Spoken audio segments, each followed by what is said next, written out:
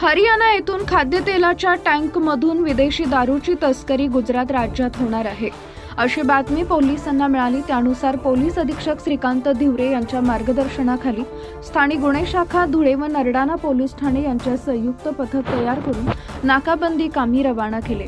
गोपनीय बातमीच्या अनुषंगाने मुंबई महामार्ग क्रमांक 3 वर आकांक्षा हॉटेलच्या पुढे नाकाबंदी दरम्यान गोपनीय बातमीतील टाटा कंपनीचे टँकर मिळून आले। या टँकरवरील चालक मोहनलाल पुरखाराम जाट, वय वर्ष 25, राहणार बरेवालातला, पोस्ट सदर, बाडमेर, जिल्हा बाडमेर, राजस्थान राज्य यास टँकरमधील मालाबाबत विचारपूस केली असता चालकानं त्यात खाद्यतेल असल्याचं सांगितले। चालकाच्या बोलण्याचा संशय आल्यानं व गोपनीय बातमीची खात्री करण्याकरता टँकरची पाहणी केली असता टँकरच्या आतमध्ये लोखंडी पत्र्याच्या सहाय्याने 6 कप्पे तयार करण्यात आले होते व त्याचं झाकण नट बोल्टनं फिट करून वेल्डिंग केलेलं होतं।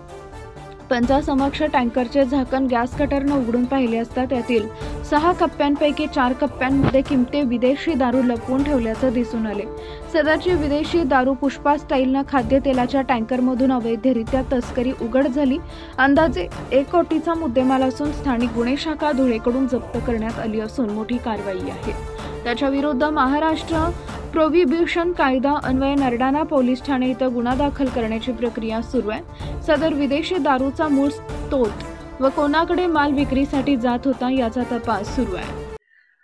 दिनांक 13 ऑगस्ट रोजी हरियाणा येथून खाद्यतेलाच्या टँकरमधून अवैध दारूची वाहतूक धुळे मार्गे गुजरात येथे होणार आहे याबाबत गोपनीय माहिती मिळाली होती।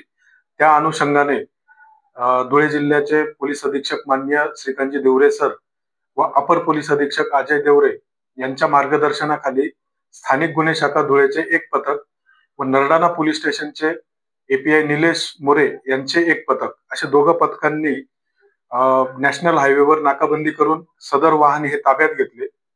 वाहनाचे ड्रायव्हर मोहनलाल जाट, राहणार बाडमेर, राजस्थान, याच टँकर मधील मुद्देमालाबाबत विचारपूस केली असता त्याने उपयुक्त माहिती दिली नाही। पंचांसमक्ष टँकरची पाहणी केली असता टँकरमध्ये एकूण अतिशय गोपनीयरित्या आतमध्ये 6 कप्पे तयार करण्यात आलेले होते। त्या 6 कप्प्यांपैकी 4 कप्प्यांमध्ये विदेशी दारूचे बॉक्स, त्यामध्ये ऑल सीझन रेअर कलेक्शनचे 295 box, Royal Challenge Premium Gold विस्कीचे 70 बॉक्स, रॉयल स्टॅग क्लासिक विस्कीचे 35 असे एकूण 400 बॉक्स अवैध दारू मिळून आलेली आहे। तिचे अंदाजे मार्केट व्हॅल्यू ही 56 लाखापर्यंत आहे। सदर टँकर हे गुजरात येथे कुठे चाललेले होते या अनुषंगाने नरडाणा पोलीस स्टेशन येथे गुन्हा दाखल करून पुढील तपास करण्याची तजवीज केलेली आहे। धन्यवाद।